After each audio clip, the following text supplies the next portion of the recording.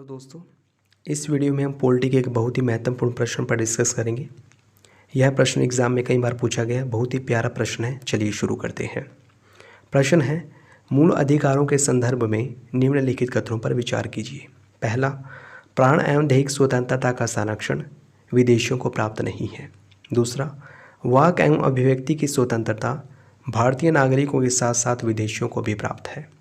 उपयुक्त कथनों में से कौन सा यह शेष सही है या है? आपके ऑप्शन है केवल एक, केवल दो, एक और दो दोनों, या फिर इनमें से कोई नहीं।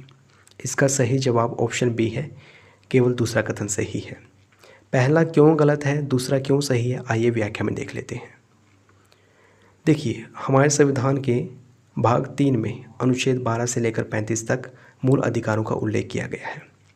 कुछ मूल अधिकार ऐसे हैं जो केवल और केवल भारतीयों को प्राप्त है, और इन मूल अधिकारों का उल्लेख किया गया है अनुच्छेद 15, 16, 19, 29 और 30 में। अनुच्छेद 15 क्या कहता है?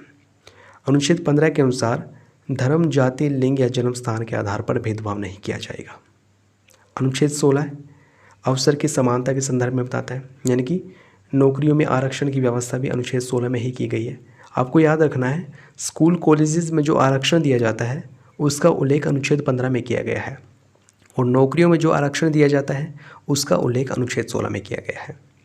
अनुच्छेद 19 में 6 प्रकार की स्वतंत्रताओं का उल्लेख है, जैसे कि वाक एवं अभिव्यक्ति की स्वतंत्रता, आप कहीं पर भी जा सकते हैं, संगठन बना सकते हैं, ये सारी की सारी स्वतंत्रताएं अनुच्छेद 19 में लिखी हुई हैं।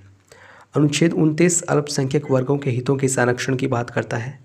अनुच्छेद 30 अल्पसंख्यक वर्गों को शिक्षण संस्थानों की स्थापना करने और उनका प्रशासन करने का अधिकार देता है। यानी भारत में जो अल्पसंख्यक है, अर्थात जिनकी संख्या कम है, जिनकी संख्या बहुत कम है, वे अपने शिक्षण संस्थानों की स्थापना कर सकेंगे और उनका प्रशासन कर सकेंगे।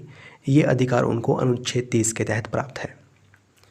जैसा कि मैंने बताया, अनुच्छेद 19 के सब क्लोज ए के सब क्लोज क में वाक एवं अभिव्यक्ति की स्वतंत्रता का उल्लेख किया गया है, और यह मूल अधिकार केवल भारतीय नागरिकों को प्राप्त है। अनुच्छेद 15 में धर्म, मूल वंश, जाति, लिंग या जन्म स्थान के आधार पर विभेद का प्रतिबंध किया गया है।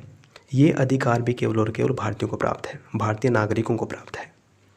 लेकिन अनुच्छेद 19 में जो मूल अधिकार दिया गया है, ये भारतीय नागरिकों के साथ साथ विदेशियों को भी प्राप्त है, और ये मूल अधिकार है प्राण एवं दैहिक स्वतंत्रता का संरक्षण। इसका मतलब ये है, अगर कोई विदेशी व्यक्ति भारत में आता है तो वो यहाँ पर भी शान से जी सकेगा, उसको जेल में नहीं ठूसा जाएगा।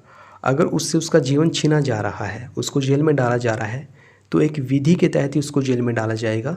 ये सब विधि के तहत ही होगा, अदरवाइज़ नहीं किया जाएगा।